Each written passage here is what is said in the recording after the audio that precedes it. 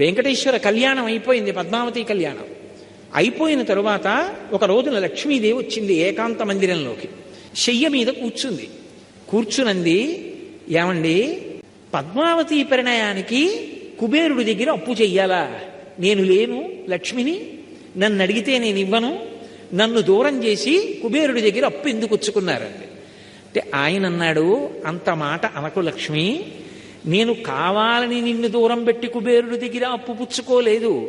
ఆ అప్పు పుచ్చుకోవడానికి ఒక కారణం ఉందండి. ఆవిడంది పోన్లేండి, పుచ్చుకుంటే పుచ్చుకున్నారు, ద్రవ్యమే కదా కావాలి, ఎంత పుచ్చుకున్నారో చెప్పండి ఇచ్చేద్దాం, మళ్ళీ ఇద్దరం కలిసి శ్రీవైకుంఠానికి వెళ్ళిపోదాం. శ్రీవైకుంఠ విరక్తాయ స్వామి పుష్కరిణీ తటే రమయా రమమాణాయ వెంకటేశాయ మంగళం అని కదా మనం మంగళాశాసనాల్లో చదువుతారు. ఆయన అన్నాడు, కాదు, అసలు విషయం నేను ఎందుకున్నానో తెలుసా? ఈ కొండ మీద దేవతలు చెక్కలేదు, విశ్వకర్మ చెక్కలేదు, ఎవరూ ప్రతిష్ఠించలేదు. స్వామి తనంత తానుగా పద్మపీఠం మీద నించున్నాడు. అలా అది శిలామూర్తి కాదు, సాక్షాత్ భగవానుడు. అందుకే విద్యుద్ఘాతమని పిలిచింది శాస్త్రం. ఇలా చూస్తే చాలు లాగేస్తాడు మనసుని. మీరు ఏ అలంకారం చేయండి నప్పుతుంది. అందుకే అటువంటి మూర్తి. ఆయన అన్నాడు లక్ష్మీదేవితో, ఇక్కడే నేను ఉండాలి లక్ష్మి, నేను రాను. ఎందుకు రానో తెలుసా? వైకుంఠానికి ఒక కారణం ఉంది. కలియుగంబున ప్రజలు పాపకర్మంబులాచరించి తత్పాపకర్మ ప్రభావంబున రోగాది దుఃఖములు కలుగగా తాళలేక మొరలు పెట్టి నన్ను పిలువ వారిని బ్రోవకుండగా విడుచుట నాకు పాడి కాదు. కావున వారి ధనము దుష్కర్మములపైకి ఆవాహనంబు చేసి వారి ఆపదలు తీర్చి ఈ కొండపైకి రప్పించి నిస్పృహుండనగుచు అజ్ఞులైన జనులకి ఈ ధనము నిప్పింతు నచలమతిని. వచ్చే ఇది కలియుగం లక్ష్మి. కలియుగంలో కలిపురుషుడి యొక్క ప్రభావం చేత విశేషమైనటువంటి పాపకర్మలు ఆచరిస్తారు. ఇది మహాపాపం, ఇది చేయకూడదని తెలుసు, ఇది చేస్తే పాపం వస్తుందని తెలుసు, దాని చేత భగవంతుడి యొక్క కృపకి దూరం అవుతామని తెలుసు, తెలిసి కూడా చేస్తారు. ఆ చేసిన కారణం చేత ఏమవుతుందో తెలుసా? పాపము రోగరూపాన్ని పొందుతుంది. రోగరూపాన్ని పొందితే ఇంతమంది మధ్య ఉన్నవాడు ఈ డబ్బెందుకు పనికొస్తుందంటే ఒక్కడు ఇంటెన్సివ్ కేర్ యూనిట్లో పడుకుంటాడు, ఒంటి నిండా గొట్టాలు ఎడతారు. ఆ పడుకున్నప్పుడు నీ జ్ఞాపకానికి వస్తాను, ఆపద ముక్కులవాడ అనాథరక్షక గోవిందా గోవిందా అంటాడు. అప్పుడు అంటే ఆపద తీమని దాని అర్థం. అప్పుడు అంటాడు, నీకు హుండీలోకి తెచ్చి అది వేస్తాను ఇది వేస్తానంటాడు. నేను తప్ప ఎవడు రక్షిస్తాడు వాణ్ణి? ఒక పక్క కలిపురుషుడి ప్రభావం, చెయ్యొద్దు అని తెలిసినా పాపకర్మలు చేస్తాడు. అప్పుడు నేను కూడా రక్షించడానికి ఇక్కడ లేకపోతే ఎవరికి చెప్పుకుంటాడు? నేనేం చేస్తానో తెలుసా?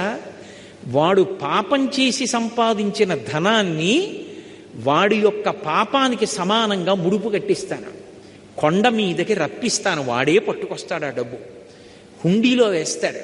తత్పాపరూపమైనట్టి ధనము ఆ పాపరూపమైన ధనం పట్ల నిస్పృహుండనగొచ్చు. నిజానికి నేను సంతోషించను లక్ష్మి. హుండీలో 3,70,00,000 వచ్చిందంటే మురిసిపోను. అయ్యో ఇంత రప్పించవలసి వచ్చిందంటే ఎన్ని పాపాలు చేస్తే వచ్చిందో అని బాధపడతాను. కాబట్టి నిస్పృహుండనగొచ్చు. నిస్పృహతో అజ్ఞజనులకు ఇప్పింతు నచలమతిని. నేనేమీ బాధపడకుండా అన్నవాడిని మాత్రం రక్షిస్తూ ఉంటాను లక్ష్మి.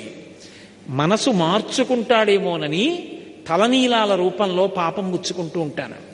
పుచ్చుకుని ఇప్పటికైనా మారి భక్తితో బతకరా అంటూ ఉంటాను. ఆ డబ్బు పేదవాళ్ళకి అన్నం తినడానికి రకరకాల కార్యక్రమాలకి పంపించేస్తూ ఉంటాను. కానీ లక్ష్మి, వడ్డీ కట్టాలి కదూ, నాకు జేబులో డబ్బులు ఉండాలి కదా. మరి కలియుగంలో ఎక్కడ డబ్బు పుచ్చుకుంటానో తెలుసా? నేను డబ్బు పుచ్చుకోవాలంటే ఒకడున్నాడు, వాడు పరమ ధర్మాత్ముడు, పరమభక్తి తత్పరుడు, నన్ను నమ్ముకుని ఉన్నవాడు. వాడు కోరికతో రాడు, తండ్రిని చూడకుండా ఉండలేక వచ్చినట్టు నన్ను చూడాలని వాడు వస్తాడు. నాతో వెంకటాచలంలో ఒకానొకప్పుడు ఒక వృద్ధ అర్చకుడు చెప్పాడు, ఒక్కొక్క రోజు వెంకటేశ్వర స్వామి వారి ముఖంలో గొప్ప సంతోషం కనపడుతుందండి మాకు. అలా కనపడింది అంటే మేము మరునాడు వస్తున్న వాళ్ళని చూస్తాం, ఎవరో ఒక పరమభక్తుడు వస్తాడు గుడికి అని చెప్పారు.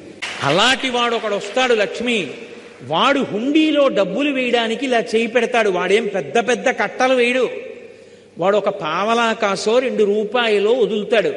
వాడు వేస్తున్న డబ్బు కోసమని నేను హుండీలో ఇలా చెయ్యి పెడతాను. అది మిగిలిన డబ్బులో పడదు, నా చేతిలో పడుతుంది. అది తీసి ధనదుకు వడ్డీకి ఇచ్చి కుబేరుడి వడ్డీ దాంతో కడతాను. కొంత నేను డబ్బు ఉంచుకుంటాను. నీకో చమత్కారం చెప్పనా? ఇంతమందికి ఇచ్చేవాణ్ణి పరమభక్తుల డబ్బులతో జీవనం గడుపుతూ ఉంటాను. వింతలేల చెయ్యుచుండెదను కొండ మీద. ఆశ్చర్యకరమైన పనులు ఇలాంటివి చేస్తూ ఉంటాను. కలియుగంలో కలిపురుషుడి బారిన పడిన వాళ్ళని రక్షించడానికే కొండ మీద ఉన్నాను లక్ష్మి. లేకపోతే ఎప్పుడో వైకుంఠానికి వచ్చేద్దను. కలియుగంలో పాపము పెరిగిపోయి కలిప్రభావం ఎక్కువైపోతుంటే నేను కూడా లేకపోతే రక్షించేవాడెవరు? అందుకని ఉన్నాను. అందుకే గోవిందనామముల్ గొంతెత్తి పాడుచు కొండెక్కు భక్తుల గుంపులొకట, స్వామిని దర్శించి సంతోషమాగక పరవశులకు పుణ్య పురుషులొకట, స్వామి ప్రసాదంబు కన్నుల కద్దుకొని ఆస్వాదించి పరవశించు భక్తుల గుంపులొకట, తలతీసి ఇత్తుమా ఎలవేలు పంచును తల వెంట్రుకలరిచ్చు ధన్యులొకట. ఏది అయ్యడ చూసిన స్వామి మాటే, సకల హృదయాల ఉండెడి స్వామి ఒకడే, ఎవడి తలపులు చూసిన స్వామి ఒకడే, స్వామి నటించుచుండు ఈ శైలమందు. కొంతమంది వెంట్రుకలిస్తామని ఎక్కుతుంటారు. గోవిందా గోవిందా, ఏడుకొండలవాడ వెంకటరమణ గోవిందా. భుజాల మీద సంటి పిల్లలు, తల మీద పెట్టే అక్కడ ఉన్నటువంటి మంటపాల్లో పడుకుంటారు. జిర్రన చలిగాలి, ఒక్కడికి పడిశం పట్టదు, దగ్గు రాదు, జ్వరం రాదు. పుష్కరిణిలో స్నానం చేసి చందనం గుండుకి రాయించుకుని దర్శనం చేసి వచ్చిన ఒక్క లడ్డూ పట్టుకుని మూట కట్టుకుని ట్రంకుపెట్లో పెట్టుకుని ప్యాసింజర్ ఎక్కి 18 గంటలు ప్రయాణం చేసి వాడి ఊరెళ్ళి పూజ చేసి నేను